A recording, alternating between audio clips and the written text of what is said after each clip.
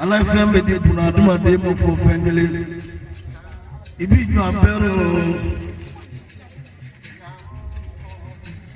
Allah bi fambe di puna duma de mo abebi fa fo fengele o fengele ti fa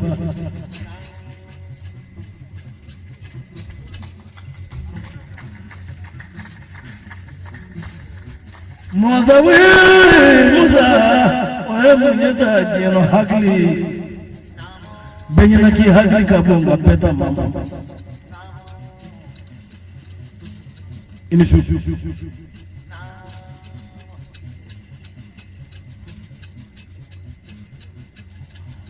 juraw de su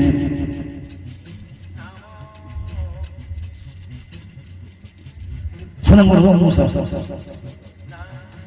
chamman tamaro kotai munun garawo shi kotai nan magoyin na tala kana yanan yami ka kaza kula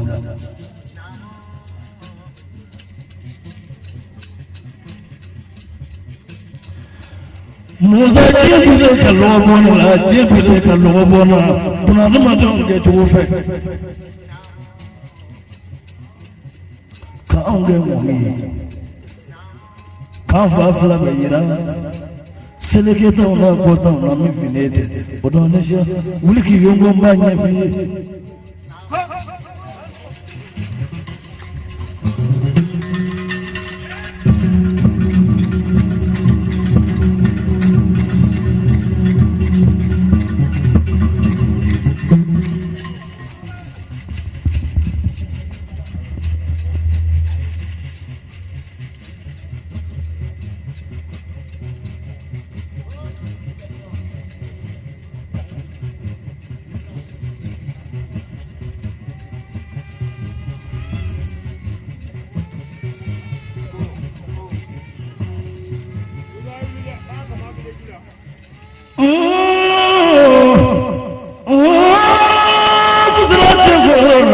Musa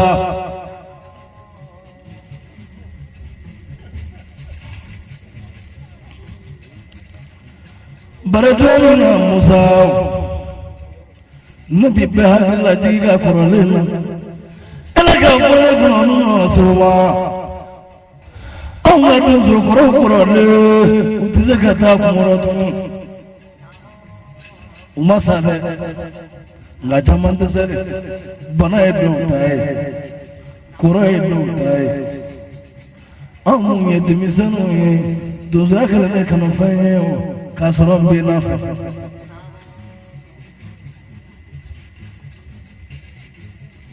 suwa ne ba faka dozo hanya na masana worobaya wodone bi takele iye kuma me fodo enye na loko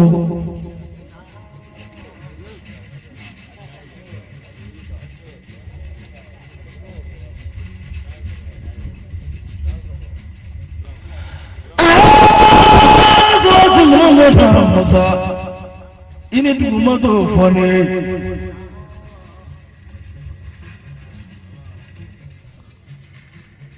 ini jamana mato fone ikele ne miri edu ye funangeni ne fana ye funangeni kamire alala kadu jiki koro imana wele shu mi buri kanala imana wele kile mi buri kanolama imana wele sumada fa mi buri kanolama imana wele wulana fa ne buri bata bisi bara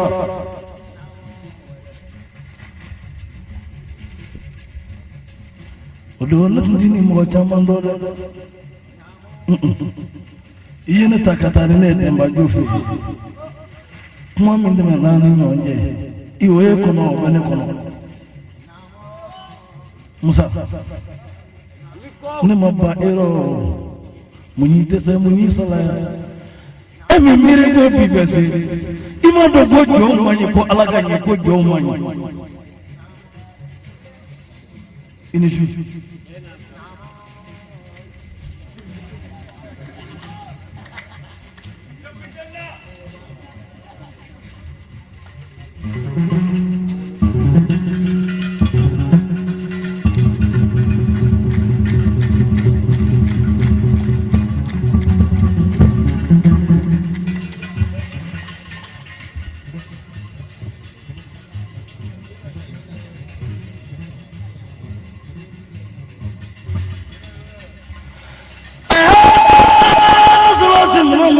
Musa barnina ma bisa nina ma kuma dozu ma bisa Musa nina ma kuma dozu ma yala bana bisa ka bane nika ma bano kama bilaro kana zigi kati ka auka munyo ye ka gangalo nyumonye awena bilangire na nyiro bono nesrawni ibita mu mameka tineka dozo yaka ubisaki kemu ye kono ni alami kemi ubi munya e no ne bitoke fare ya jalaki ba marfar ngi kele dozo wa to no to reko nyona nu ya do kunyeti ko tunde so yero net bi ciyo ta karsa bala yirbi soro fe ngi kana do fo muzangala ko kila ko dia e ka ga salabato non ne shrai yen ngane kondoro ne samana sala yen binabi tama sanangura ba fa ni mo go sewa annati so kan ko fa barne maluledo sangale ndi ngoni fo sanangura ba safa ndi ngoni fo sanangura ba safa ndi ngoni fo sanangura ba fo na ngoni woto kala ni misara nandaro shujo ona ne shiraw jaji beta ngandu mo doni du ni kakla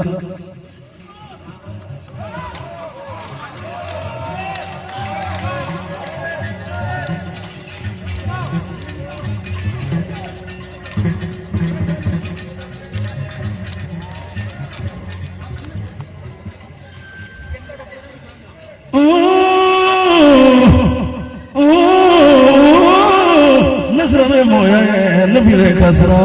wani nabi le kasra nabi le kasra moy nadu le kasra ne je mo le kasra selu mo flan nima dazao nabi ma muzuru kandulu du bedu kandawu fa yalala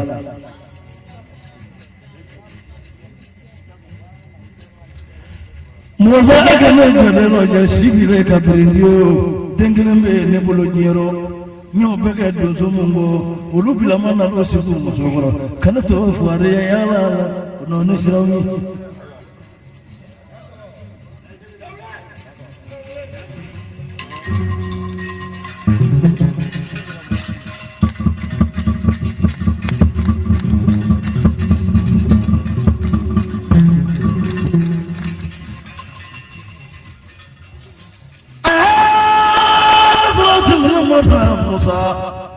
ibele weseno yem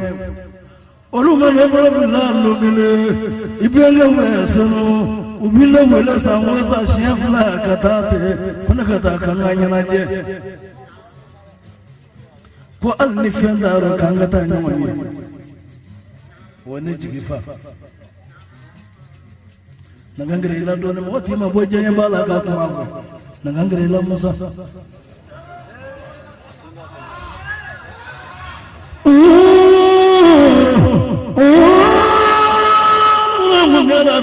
Musa Yusuf ya mo doni ne naka Musa ni nga doni yemu ne Musa sula fo yana ne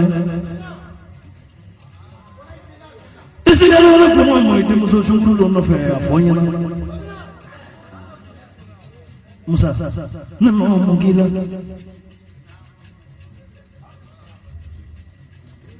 chena muso ta ya bani muna ke ga mun di la funyana bi dele ala ni ala kira ya ki dela masa shuwe ki dela masa nyana mo e kala ma goto ala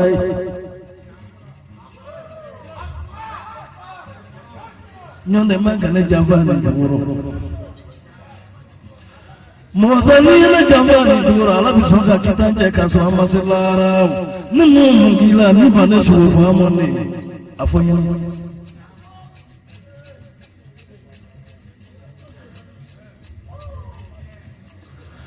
afla jira longale kasana ngoro dawali dimsanu dura aw nofe mo koro do te munga ko nyolu fana dura aw nofe kula jusru ke hanyolu koro fukula jusru te o jusru te lengo ka kala jurusa aw kana ke sunu kana bilan gelena sanangoro ba kala tamandugo ne bolo ngoni manga ndima sanangoro ba bele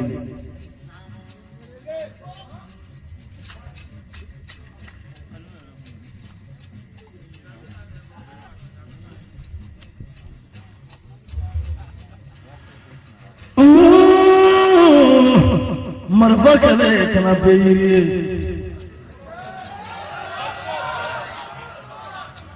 marfa kale ni ngorodo na ufanai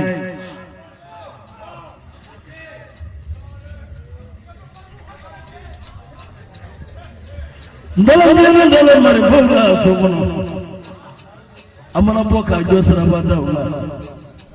nya dota nya bota abengalo aya manganda sawali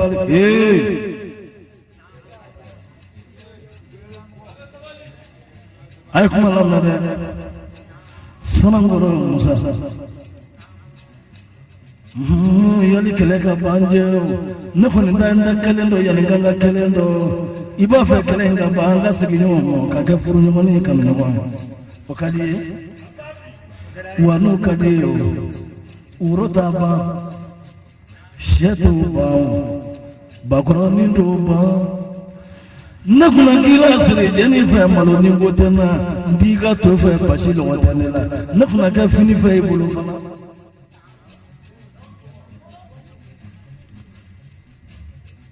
sugodo mani nduwani ndo fa ibulu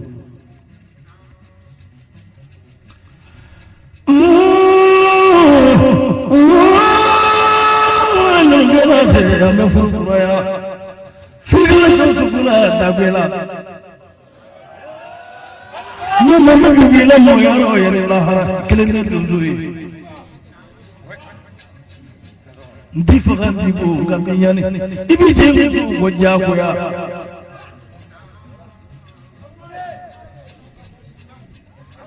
jito ibisra mama emasre musoye tilangulu ndawo fe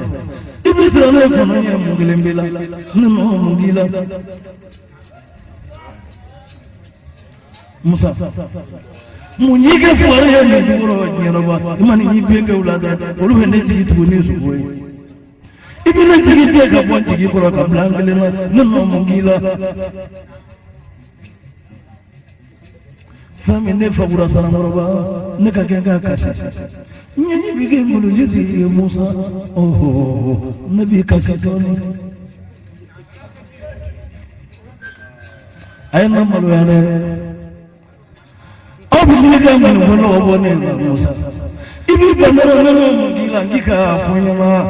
ni go kelenga ba fani ne so so bola daje be ba ko go salama nganja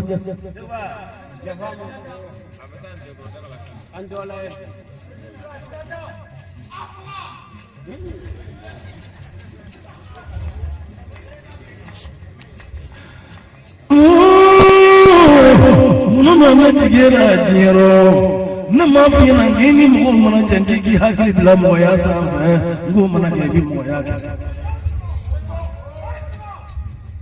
musa ere mu ngere uya solo niti tagasi wo dala uma solo ndi tagasi wo ibe limite ki funu te ko lu ki ko ganyo ka sore nu te sara gelena eto gele do so nyala mabay ngena de si so ko bula ni mo mo te ni na de kurana man mo te ni na sanu ya mo ko mo te ni na baja man te ni na ni sira awu amu ne te ni mo amu ne ko ganyo awe ni gana ina na jigna te jiro ni wadu abu trisa ko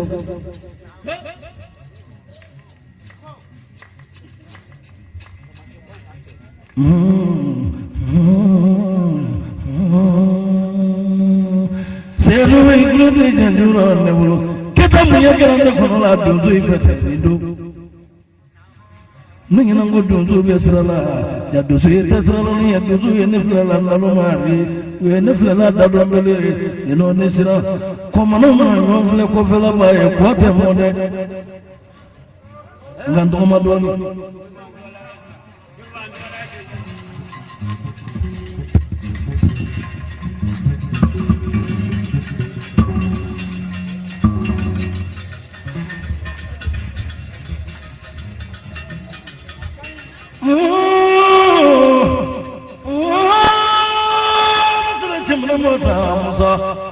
Amadu lemani genela kabe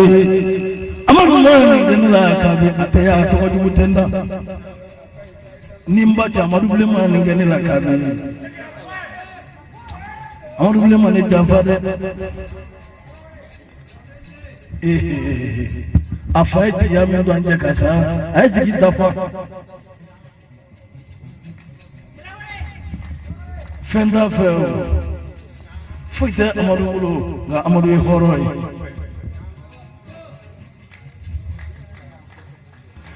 Amadu bulu kono mo suwa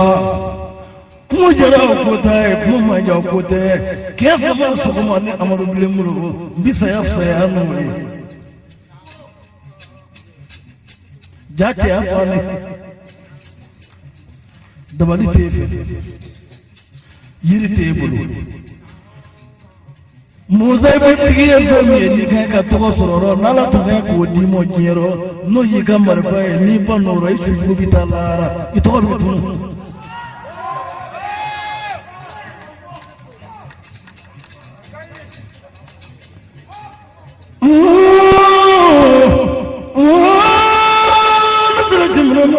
Musa dema jongu mi to soro sababula sanangura ba dongo ba mi to soro sababu e ba fa ko mi to la to wala bi jigila de itimiri ba kibulo dai kunjero ibi banoro no mugila ba obi ga ngone ko kono mi na se ubate fasiri no